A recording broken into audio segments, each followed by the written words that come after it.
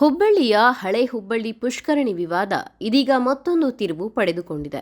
BJP ಹಾಗೂ ಹಿಂದೂಪರ ಸಂಘಟನೆಗಳ ಹೋರಾಟವನ್ನ ವಿರೋಧಿಸಿ ಕಾಂಗ್ರೆಸ್ ಹಾಗೂ ದಲಿತ ಪರ ಸಂಘಟನೆಗಳು ಪ್ರತಿಭಟನೆ ನಡೆಸಿದೆ. ರಸ್ತೆ ಉಳಿಸುವಂತೆ ಆಗ್ರಹಿಸಿ ಇಂಡಿ ಪಂಪ್ ವೃತ್ತದಲ್ಲಿ ಮಾನವ ಸರಪಳಿ ನಿರ್ಮಿಸಿ ಕಾರವಾರ ಹುಬ್ಬಳ್ಳಿ ಮುಖ್ಯ ರಸ್ತೆಯಲ್ಲಿ ರಸ್ತೆ ತಡೆ ನಡೆಸಿ ಆಕ್ರೋಶ ವ್ಯಕ್ತಪಡಿಸಿದ್ದಾರೆ. ಅಭಿವೃದ್ಧಿ ವಿರೋಧಪಡಿಸುತ್ತಿರುವಂತಹ ಭಾರತೀಯ ಜನತಾ ಪಕ್ಷಕ್ಕೆ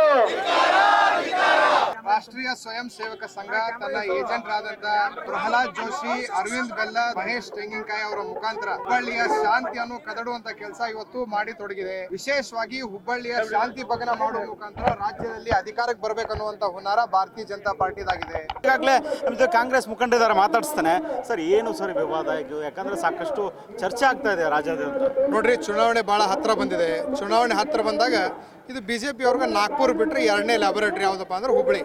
ಇಲ್ಲೊಂದು ಲ್ಯಾಬೊರೇಟರಿಯಾಗ ಒಂದು ವೈರಸ್ ಕ್ರಿಯೇಟ್ ಮಾಡಿ ಹೊರಗೆ ಬಿಟ್ಬಿಡ್ತಾರೆ. ಆ ವೈರಸ್ ಏನು ಮಾಡ್ತೈತಿ, ಇಡೀ ರಾಜ್ಯದ ತುಂಬ ಶಾಂತಿ ಭಂಗನ, ಲಾ ಆ್ಯಂಡ್ ಆರ್ಡರ್ ಬ್ರೀಚ್ ಮಾಡುವಂಥ ಕೆಲಸ ಮಾಡ್ತೈತಿ. ಬಹುಶಃ ತಮ್ಮೆಲ್ಲರಿಗೂ ಗೊತ್ತಿರೋ ಹಾಗೆ ಆಸಾರ ಓಣಿಯಲ್ಲಿ ಒಂದು ಭವಾನಿ ಶಂಕರ ದೇವಾಲಯಕ್ಕೆ ಸಂಬಂಧಪಟ್ಟಂತ ಪುಷ್ಕರಣಿ ಇತ್ತು ಅಂತಂದು ಹೇಳಿ ಕೆಲವು ಕೋಮುವಾದಿಗಳು ಏನ್ ಮಾಡ್ತಾ ಇದ್ದಾರೆ ಅಂತಂದ್ರೆ, ಆ ಪುಷ್ಕರಣಿ ಚಲೋ, ಪುಷ್ಕರಣಿ ಸಂರಕ್ಷಣಾ ಸಮಿತಿ ಅಂತ ಹೇಳ್ತಾ ಇದ್ದಾರೆ.